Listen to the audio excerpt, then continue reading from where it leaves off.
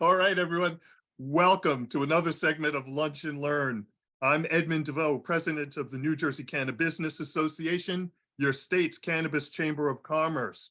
I want to welcome you. We're going to go a little bit longer today because we've got some wonderful information coming to you from our state resources, our state policy leaders. I want to thank them for taking time out and joining us. But before we get started, a little bit of housekeeping. I want to thank our sponsors. Our sponsors are Proteus 420. You heard from them in Lunch and Learn just a week ago. Financial Resources, Federal Credit Union, Saks, LLP, Burton Trent Public Affairs, Curaleaf, Garden State Green Energy, Dutchie, Puffin Entrepreneurs and Investors, Sprague Energy, our preferred energy partners, and the Sheet Metal Workers Local Union 19. I want to thank our sponsors. If you are interested in being a sponsor, please reach out to us via our website. Also, as we get ready to get into today's conversation, it really does lend itself to promoting our April 12th event. It is a major event. You definitely have to attend this. It's entitled Getting Your License, Now What? We're going to have a series of panels helping you stand up your cannabis business. We're going to have panels like industry trends. We're going to give you a taste of what's happening nationally as well as locally. We're going to have a panel on compliance. You're going to hear from the banking community. You're going to hear from some application writers. You're going to hear from those people who will help you in terms of attaining compliance. We're going to have a punch list. Many people, I know maybe you're hearing the term punch list for the first time when it comes to construction. Maybe you're doing construction for the first time. It's important to understand what's happening. So those are just some of the, to give you an idea of those areas that we'll be covering on April 12th. Looking forward to seeing you. Well, without any further ado, again, I really can't thank our guests enough. And we're going to be starting off with the Cannabis Regulatory Commission's Executive Director, Jeff Brown. To give it some context, and before I let Jeff take it from here, I just want to say we were at an event on Tuesday. Tuesday we were down with the, or I was down with the Chamber of Commerce of South Jersey. I was able to share with Chairwoman Diana Waynu, the chairwoman of the CRC, and she helped remind us all that this organization, that the CRC was created, had to stand up its staff and do regulations in less than a year. They had less than a year to do all of that. And I can tell you personally, as somebody who sits on some national platforms, that New Jersey is doing it right. New Jersey is doing a great job. We're hearing about not only our CRC, but from our other state agencies. Other people are checking us out. Other people are trying to be like New Jersey. So with that being said, Jeff Brown, I want to thank you once again for joining us.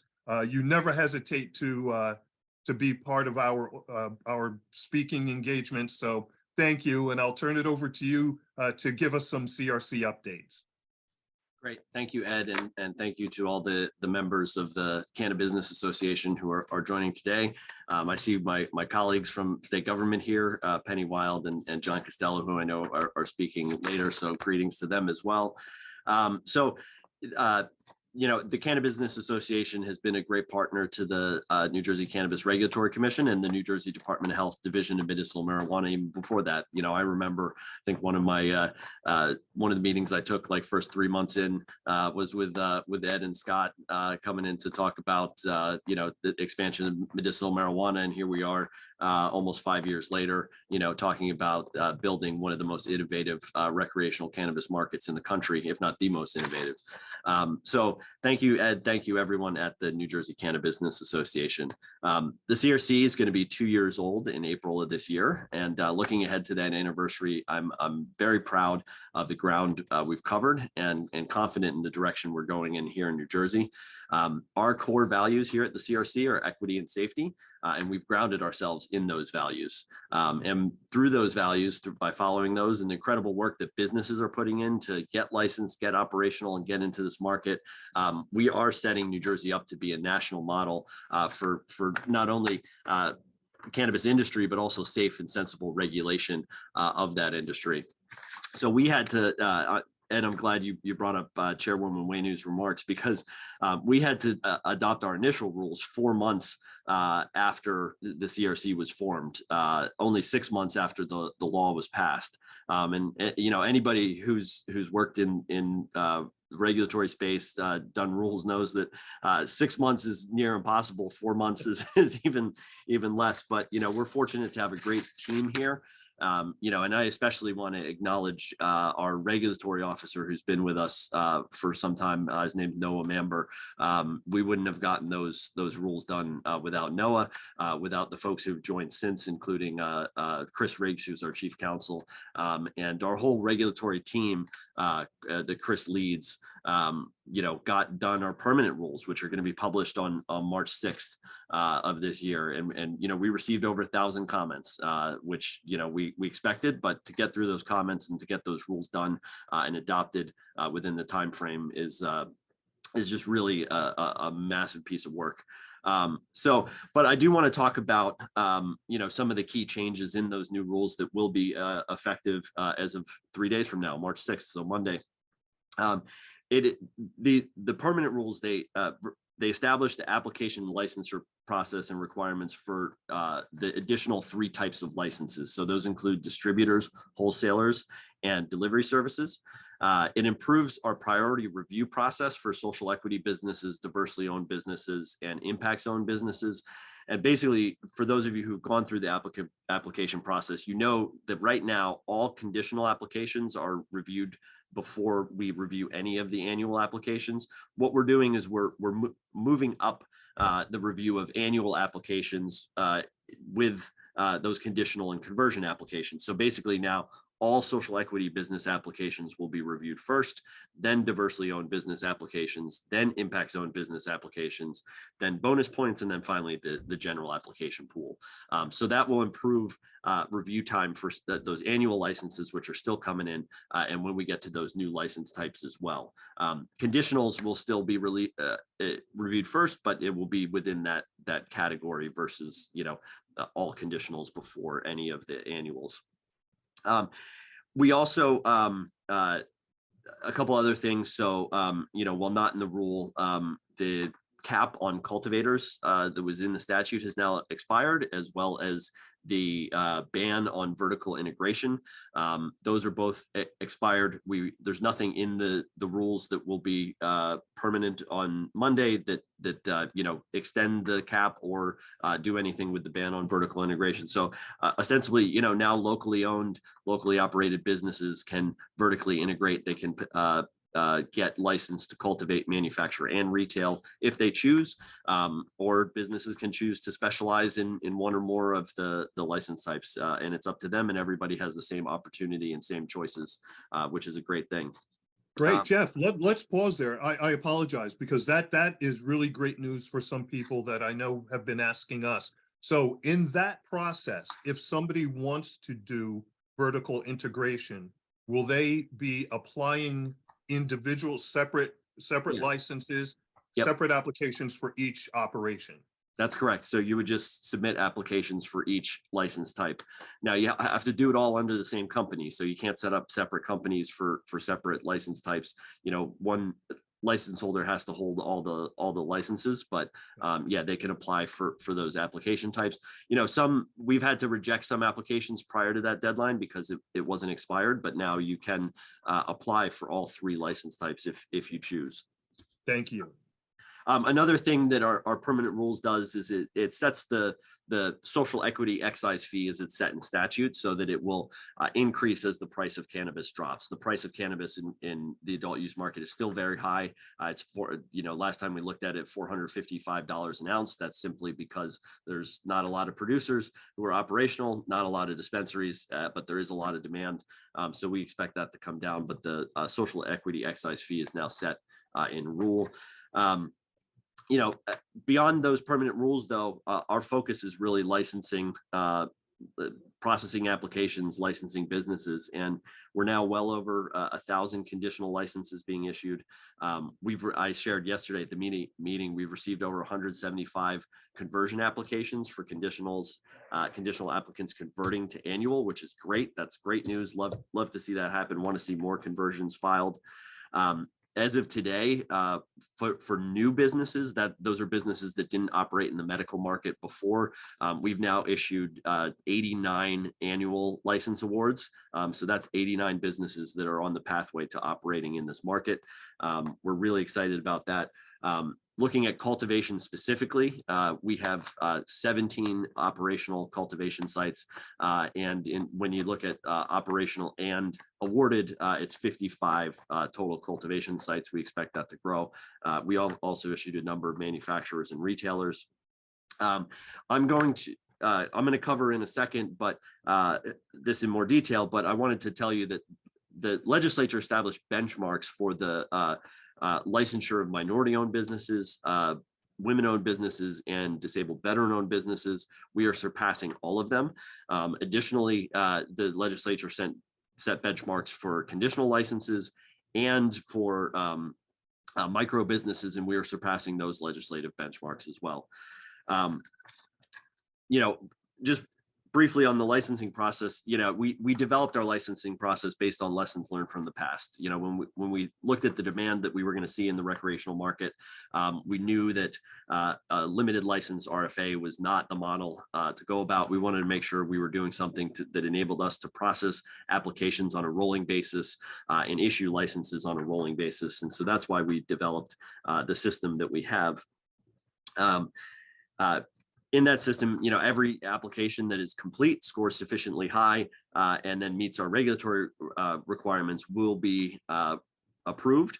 But we prioritize people who have past marijuana convictions, live in economically disadvantaged areas, minority-owned businesses, women-owned businesses, and disabled veteran-owned businesses.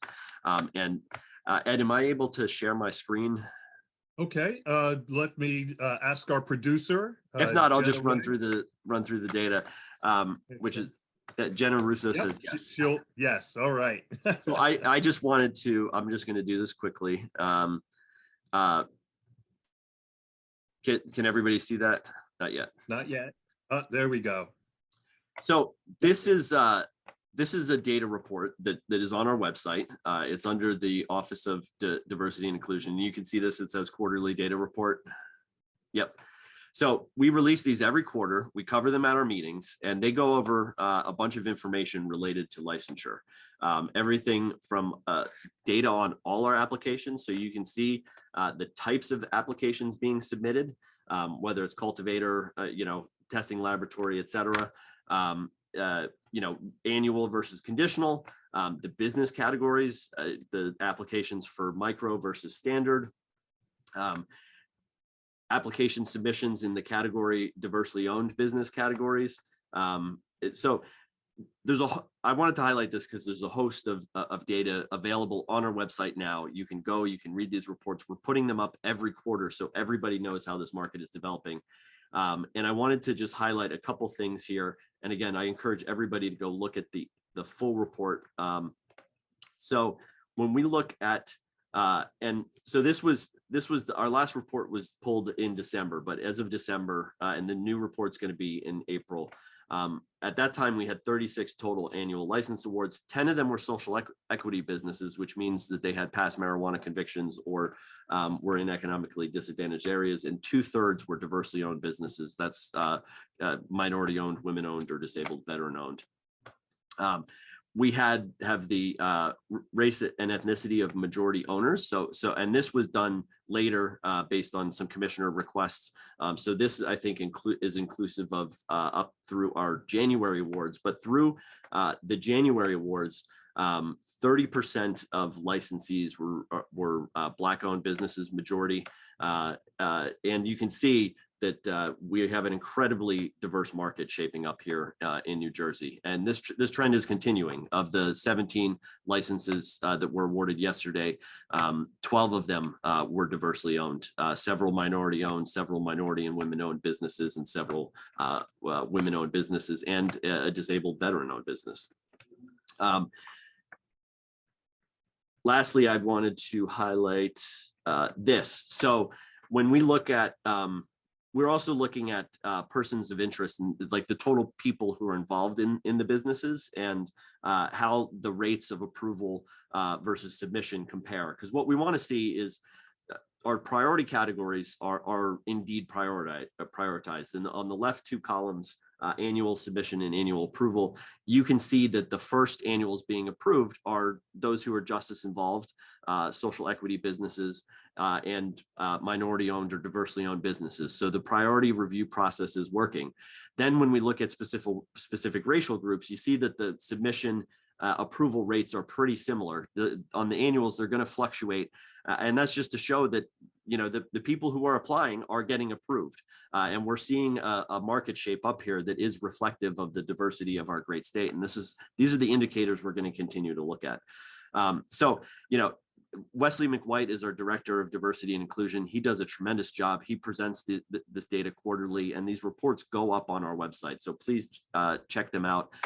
This is, you know, there's no other state in the country that's releasing data of this level as much as we are on a developing market. So I'm going to stop sharing my screen there. And I will paste the link for that page in the chat so you can check it out, because there's also a number of other business resources on that page.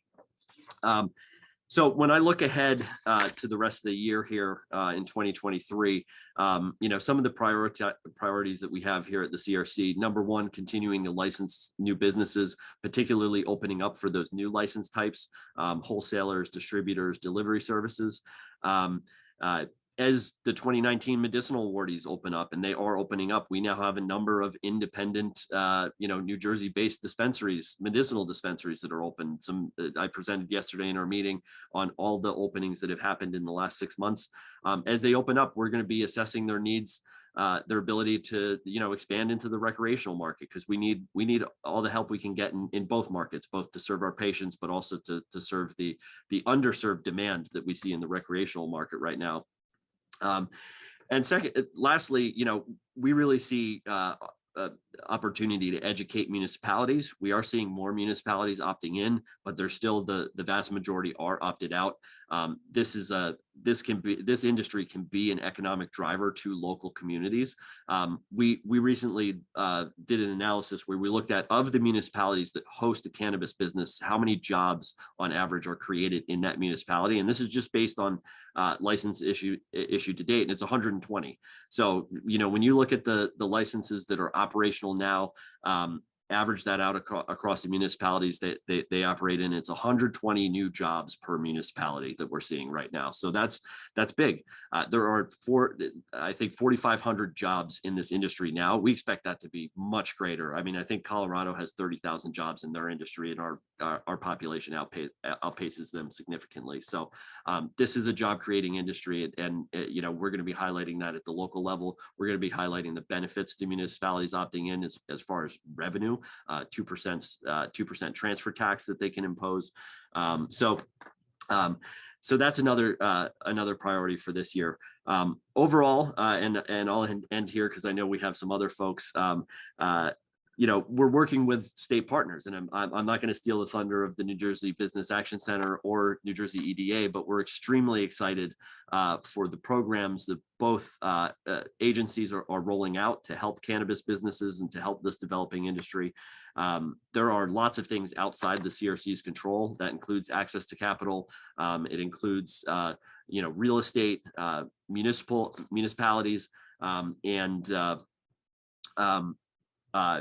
and so, you know, working with our state partners to address those is critical. And so getting training to businesses is one thing, and then, you know, helping out with access to capital. So I'm really glad they're both here to speak. And lastly, you know, bottom line, we need competition in this market. We need more businesses online. That increases revenue to the state. It creates jobs, and that aside from just the benefits of, job creation and the equity that we've put into our licensing process, tax revenue can then be invested into other equitable programs in impact zones, other places in the state that can really help communities all over New Jersey. So thank you for having me. I think I saw Jenna post something about questions, but I defer, Ed, to you, how you want to handle that. But thank you for having me. Thanks again, Jeff. That was great information. This is why we really love hosting Lunch and Learn, hearing from industry professionals, but more importantly, when we get to hear from you, our policy leaders at the state level, it's amazing. You're doing fantastic work. I don't think anybody doubts the seriousness of what you do and the success in which you've achieved. So thank you very much. I do have, I saw two questions in particular that I'd like to share. The goat, yes. So for those that are not sports fans, GOAT, greatest of all time. All right. Just I hope so. When all is said and done, I hope so. Well, you can't go anywhere because of that. So real quick, I did see a question regarding some of these statistics. One was with respect to seniors. So I didn't read the question in full, but absolutely, I think I understand. Do we keep data on either seniors that are getting into this space from a business standpoint or are participating in this industry? So we haven't looked at that specifically, the sort of ages of people participating in the industry. Something I can sort of take back to the team and see what data we have. I could tell you that, from a consumer perspective, I've looked at data in other states as these markets develop. And one of the most interesting things is that one of the biggest growth groups as far as consumers is 50 plus. You kind of see similar use rates, from pre-legalization to post-legalization in, probably aged, say, 21 to 50. If we do this right, in some states, you see a drop in the under 21 category, but we've seen it some places actually increase in the 50 plus category. So I've seen that data, but it would be interesting to look at sort of ages in the industry, and I'll take that back to the team. Excellent, thank you for that, Jeff.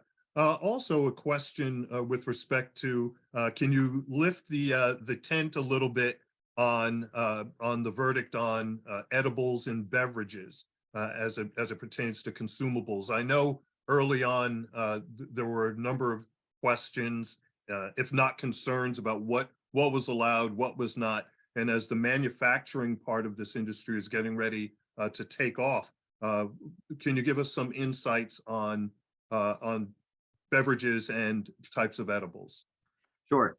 So, I can tell you that we started off with some very strong manufacturing regulations. And, I think one of the things is that, as we look to edible products specifically, I think there's areas that we'll probably have to relax in our current regulations to sort of allow for the proliferation of those products.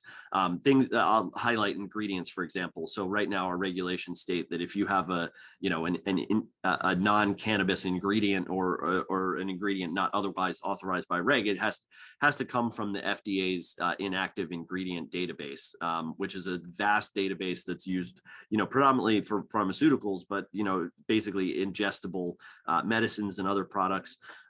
So, obviously there's a lot of food products that don't fall onto that list. So as we look to edibles, that's something we're looking at how to address.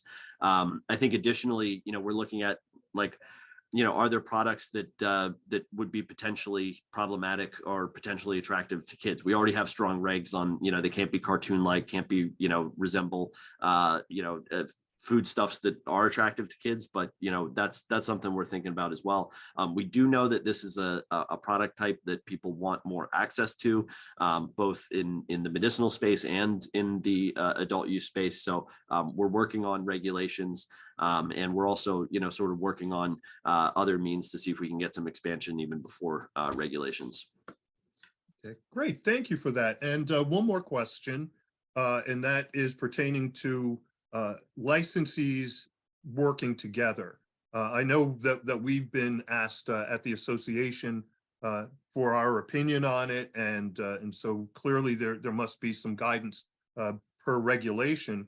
But can licensees work together? So if I got my retail license, can I then go to Janelle and work with Janelle, who's got a cultivation license, and is that collaborative effort?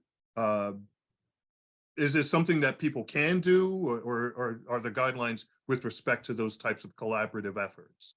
Well, I think it comes down to like what type of relationship the business is. I mean, if it's simply like, one wholesaling to the other, then, of course. And, but so that's going to be something that different businesses do.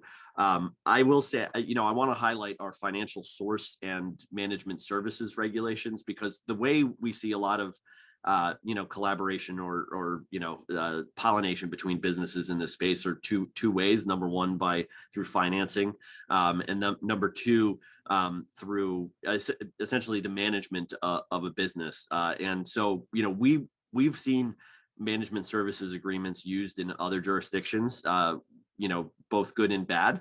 And, we understand that they are a part of the cannabis industry, are a part of other industries. So we wanted to recognize that businesses could use management services agreements, kind of all be managed by one company. The things I will note: management services contractors cannot be license holders. So you can't, ostensibly be a license holder and then manage other businesses. You have to be a management services contractor, just focus on the managing of the businesses. But management services contractors can manage up to 5 licensed businesses. On the financial source side, their license holders can be financial sources pursuant to reg, but financial sources are limited to up to 7 license holders or licensed businesses. And I encourage everyone to look at our regulations for both management service contractors and financial sources if you're interested in pursuing either of those. I saw one related to this about co-location. Yes. That's one that we haven't really looked at yet. We haven't really had any many requests for. But that said, the statute does specifically authorize some co-location. So and I know, it's something that we'll have to address here. So I don't have an answer on like how one would do it, or and I think it's very case specific, but that's something that I do expect we'll have to put out some guidance on at some point in the future. Excellent. And the Cannabis Business Association will be there to help. Absolutely.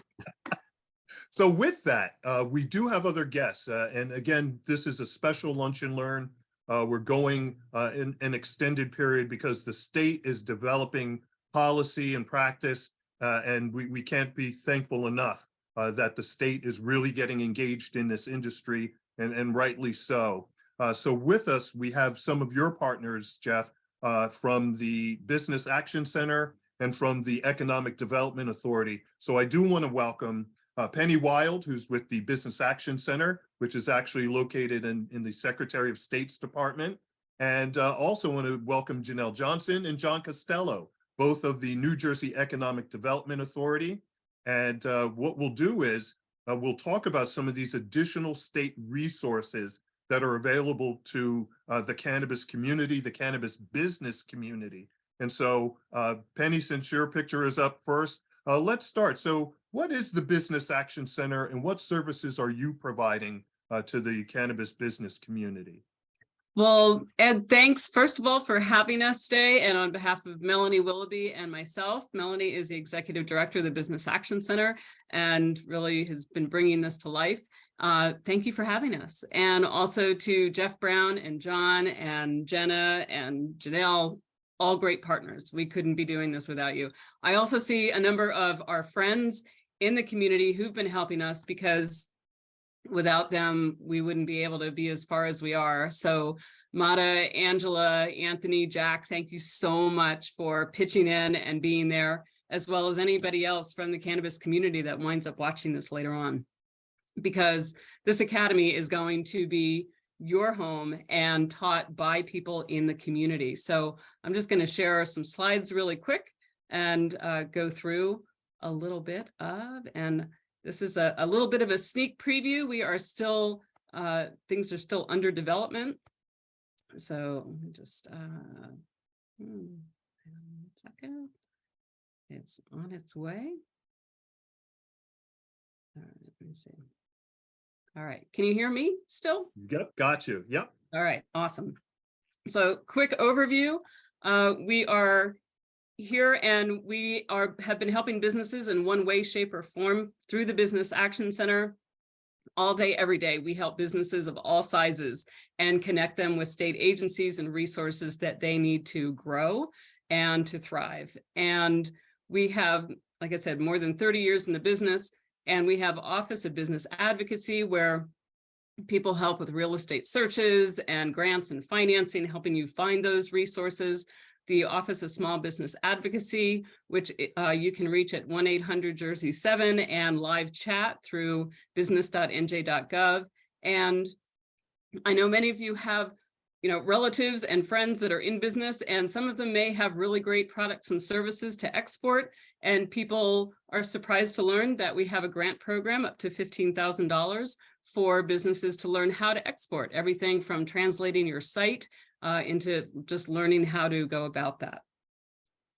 The current team consists of Melanie, myself, Beyonda, who's our program administrator, and we've brought on a team to help us stand this up as quickly as possible. Jessica Gonzalez, many of you know her as a fierce advocate for legalization, been up and down the state, and Kelly and Sarah have stood up cannabis businesses and programs in 20 states.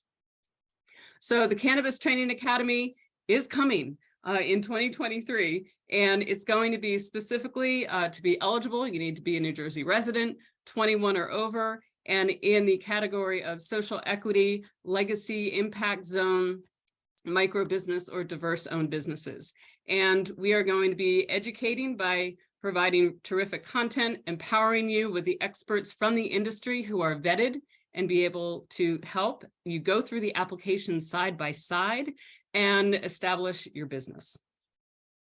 The classes are going to be all virtual, on demand. Students learn at their own pace. They're going to be a mixture of PowerPoint, transcribed, everything is going to be translated into Spanish.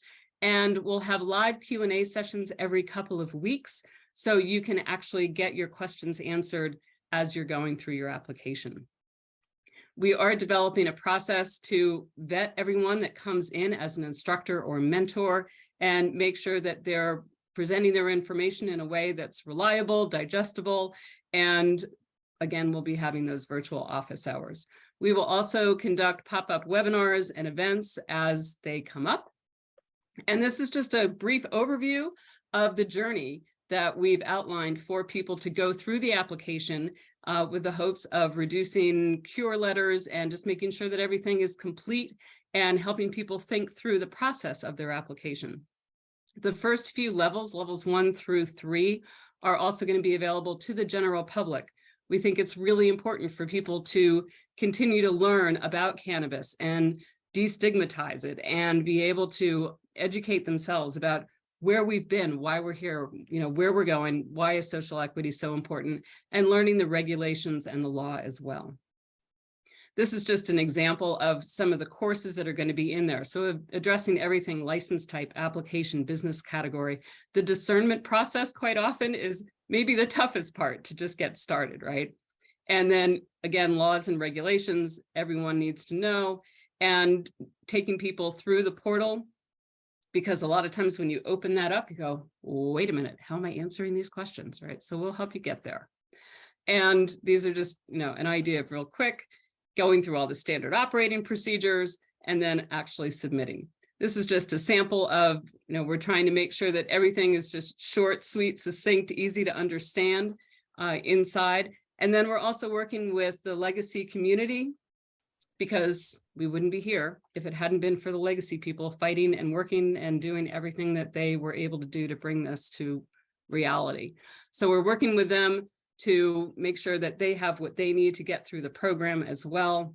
And this is just a quick overview of how we can help now. So every day, all day, we help identify whether your business name is available, show you how to get your EIN number, create that business registration. And if you want to get certified as a woman, minority, veteran-owned business, then we can help you with that as well.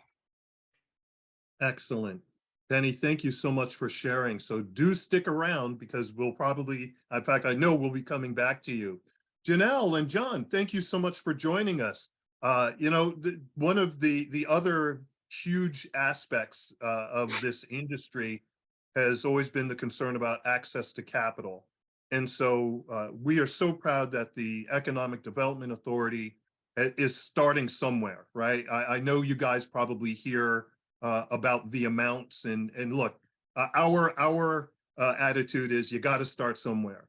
And so the EDA has taken the step to at least initially get out there and be out front in terms of providing capital to some of our cannabis operators. So I'll turn it over to you. Please share with us what the EDA is working on and what you're providing to the cannabis business community.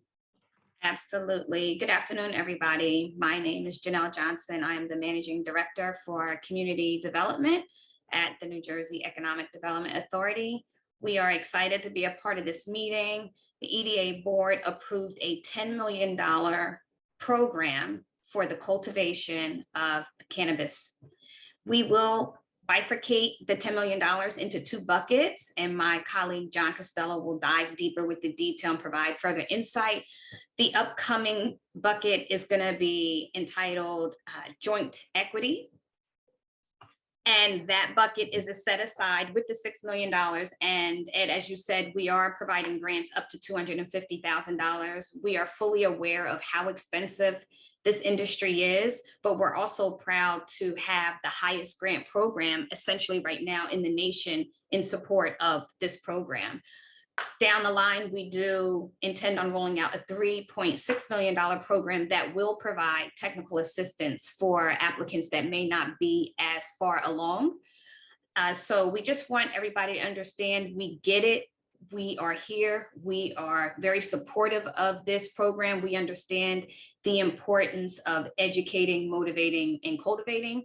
So at this time, I would like to turn this over to my colleague, John Costello, who has a PowerPoint. He's happy to share some further information, and we welcome all questions, comments, concerns.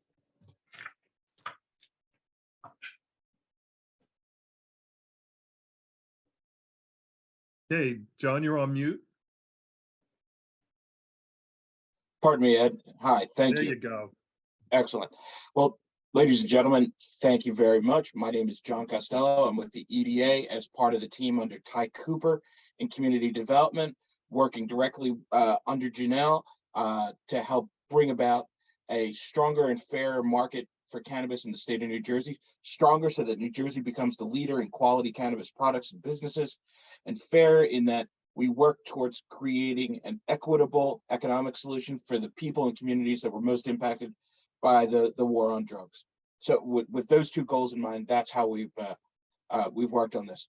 I have to give really special consideration also to our colleague, Jenna Jones, who was really the intellectual godmother and policy crafter of this, and who's done tremendous work in this space, both in terms of education policy and now actually putting pedal to the metal to get this industry kicked off. So to start, our program objective here is to we've created pilot programs for the cannabis industry. This program is open to all conditional and annual license holders. Where it gets interesting is that we are working against two controlling statutes. One is allows us to authorize the financial incentives, and then second is where our pool of funding comes from, which the governor is specifically designated for nonprofit and startup assistance. To echo Janelle's point, we understand the needs for capital in this business, as well as the unique capital situation that the cannabis industry has.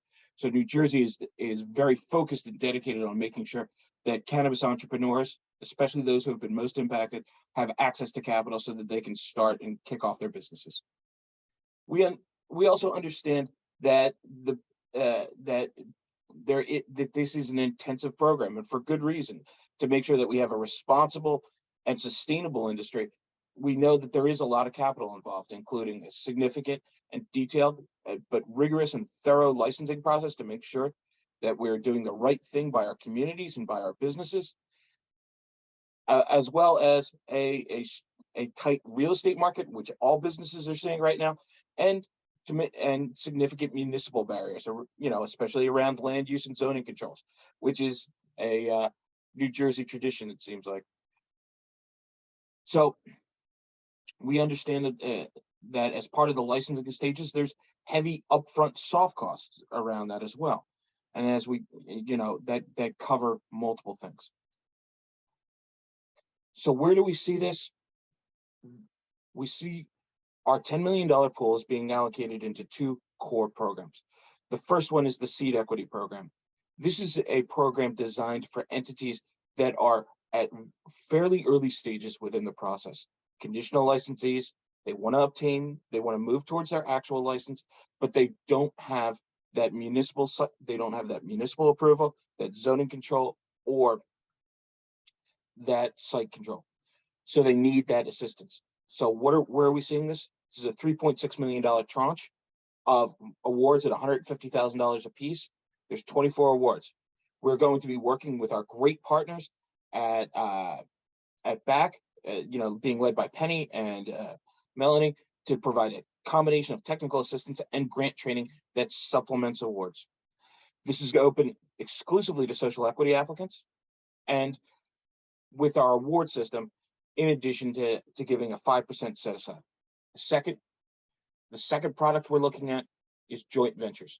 Joint ventures is really aimed at entities further along in the licensing process, but who still have those fairly significant carrying costs after those big dollar items like site acquisition, like municipal zoning, like municipal government.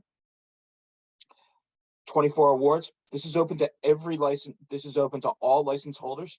However, we do have a 40% award set aside for social equity applicants, and 5% of all project awards going to projects that are located within impact zones. So really looking at those communities that have had that impact. How does it look? Seed Equity, that combines the technical assistance and grant award, looks at 4 tranches of 37.5 a piece. Upon 2 are dedicated to the technical assistance side. 1 is dedicated to that heavy midpoint where on site control, and then the last upon the receipt of the actual license. The joint ventures product, knowing that we have these businesses, that we have these entrepreneurs that are much further along in the process, we've narrowed it down to two award tranches. The first award tranche is based around your site control and your municipal approvals. That's $100,000. The $100,000 is dispersed after you're able to provide a detailed accounting of where these costs have gone before, understanding that we want to make sure that we're able to help these businesses in the best way. The next $150,000 is dispersed after the approval of the annual license. Once again, really with a thought towards operating costs and helping to help float the business in that time between the annual and the opening of the doors. I just want to piggyback off of John real quick, and I did see a question in the chat. Just to give timelines, the joint equity program is the $250,000 program for those that are further along. We intend on launching that program within the next 60 days. As it relates to the seed capital, that program is further out. We're pounding the pavement, we're doing everything we can, but just to give you guys clear transparency, the $250,000 will launch within the next 60 days, and we will continue to push forward so that we can then end up getting the technical assistance launched for all of you.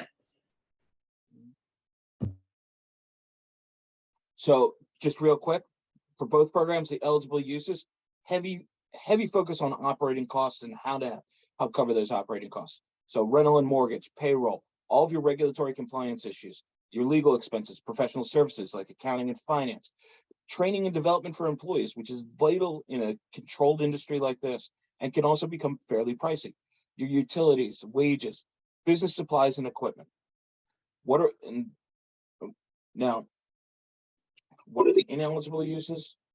All right. So as far as this program is concerned, it is very much intentional that we are not doing anything related to costs that will trigger prevailing wage. So we are not doing anything that requires sticks and bricks in construction. And that's because we understand how high the fees are, and we want you to be able to capitalize and maximize your return as far as the investment that you've created and made towards this program.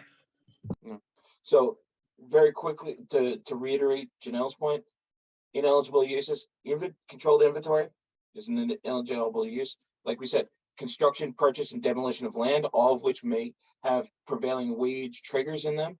Equipment and installation costs greater than $2,000, which again may have some prevailing wage issues. And then also demolitions. And again, everything has to be documented by EDA. The fee structure. So one of the things we've realized is that our fee, we have an application fee of $1,000. For the seed equity product, which is focused exclusively on social equity applicants, we've received a fee waiver from our board of directors. For the joint ventures product, there's a fee there's a fee upon, there's an approval fee. So applicants will be able to apply. There will be a review. That review process, that pre-review process will only be completed once they're vetted, and if they're selected for the program based on a first come first served basis and meeting the eligibility criteria, they'll then the application fee will be triggered. So to make sure that we keep that capital in the hands of entrepreneurs when they need it. There's a question, John. I don't want to cut you off. There's a question in the chat. So as far as the application fee, that's a two-part question. I'll provide the answer for each one. The technical assistance program does not have a fee. And as far as the joint equity, there is a fee for $1,000. And I see a comment that says $1,000 is a big risk. We understand that. As a result, prior to the program launching, there are 4 questions that you will receive. And honestly, those 4 are your basic questions that gives you the green light to determine if you should continue with the application. The $1,000 is only charged to you upon approval. So you're not paying an application fee, you're paying an approval fee. So I wouldn't exactly consider it a risk because at that point you are one of the recipients of the program. Great, thank you. John, did you want to finish up another thought?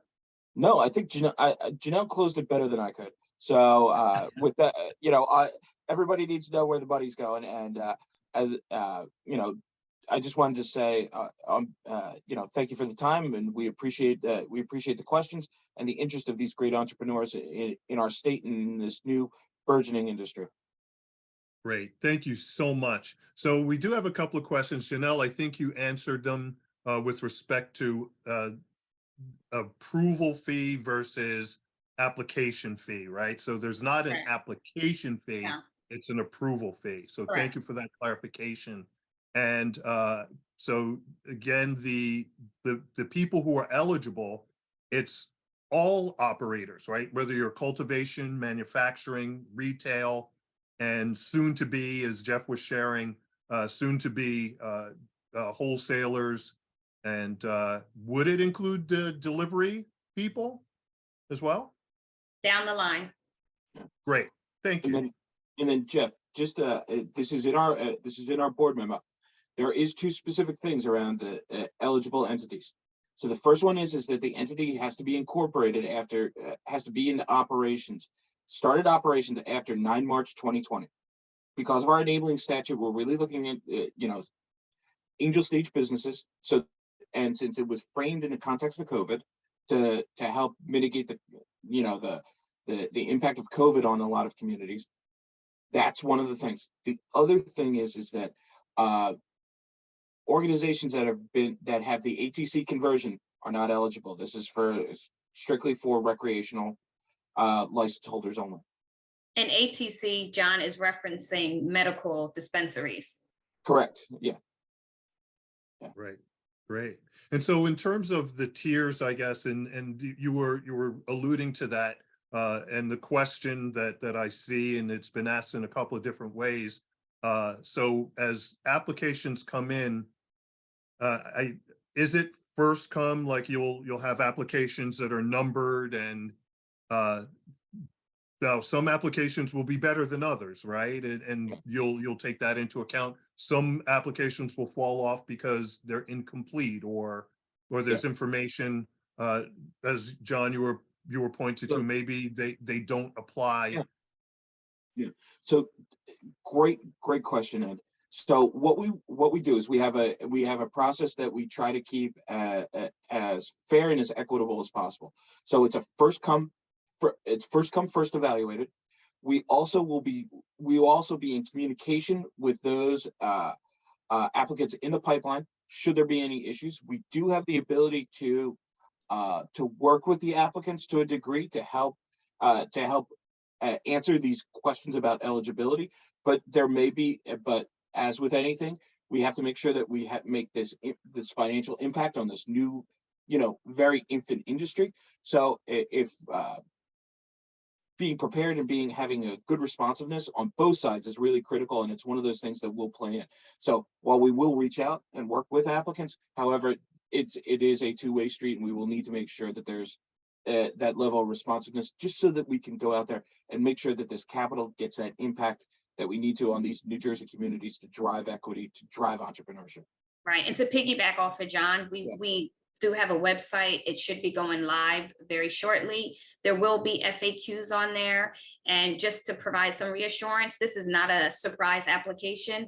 The questions you'll receive will be questions you have seen before. We were very, very, very strategic in making sure we pulled New York's application. We pulled the CRC's application, and we did a comparison to make sure we aligned with the industry standards as to the questions being asked. So you're not going to have to go pull a will out or something you never intended. So just give you that. Thank you. Thank you so much, Janelle. Thank you so much, John. I just want to begin to close the program with this. First, a huge thank you to all of you for taking time out of your day and joining us. Look, this is what the New Jersey Cannabis Business Association is all about. We are the state's cannabis chamber of commerce. This is why we do what we do. This is why your memberships are so important. Your sponsorships are critical to our success in being able to put together programming like this to help the community. I also want to give a thank you to Ty Cooper. Ty actually had members of our association, myself, our corporate counsel, Bill Caruso, at the table. So we were at the table with you as we were looking at developing this program. So we did, in fact, have input. So cannabis community, cannabis business community, your voices were heard through us, through Bill Caruso. We were at the table for you, trying to help out.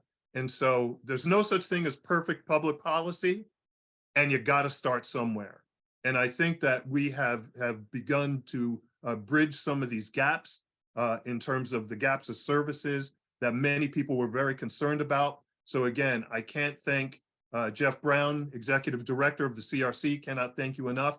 Everyone, please visit the CRC website. That's nj.gov/cannabis. Please do visit the Business Action Center. Penny Wild, thank you so much for taking the time and sharing the programming that you're going to have in place very soon for the business community to help them along. And again, Janelle, John, I can't thank you enough for stepping in today and for providing information about the upcoming grant program. That was one of the questions. Is it a grant or is it a loan? It's a grant. So thank you very much. I want to thank our sponsors. Sponsors, Proteus 420, Financial Resources Federal Credit Union, Saks LLP, Burton Trent Public Affairs, Curaleaf, Garden State Green Energy, Dutchie, Puffin Entrepreneurs and Investors, Sprague Energy, our preferred energy partner, and the Sheet Metal Workers Local 19. I want to thank you, everyone. All of this information feeds very well into our April 12th event. Sign up, visit our website. Get ready for April 12th. you're going to get some more business-focused information. This business-focused information on April 12th will help you in addition to your state resources. These are these local practical resources that are available to you from the business community. So all of it coming together. This is truly a public-private partnership. We thank everyone for working with the Cannabis Business Association. Again, can't thank the CRC enough for the work that you're doing. We know it's been tough. There are still questions, but guess what? We're moving in the right direction. Penny, BAC, thanks again. Janelle, John, thanks to the EDA. Thanks to Mr. Sullivan, your CEO. Really appreciate everyone. Everyone, be safe out there tonight. Supposed to have some nasty weather, but hang in there. Again, from the New Jersey Cannabis Business Association, thanks to Jenna Ray Russo, our program producer. Thanks, everyone. Be safe. Have a great weekend. And we look forward to seeing you April 12th and throughout the week. Don't forget to check out your memberships. Join us. Help keep the great programming like this going. Thanks, everyone. Thanks, Ed. Have a good weekend. Thank you. Thanks so much. Thank you all for coming. Thanks.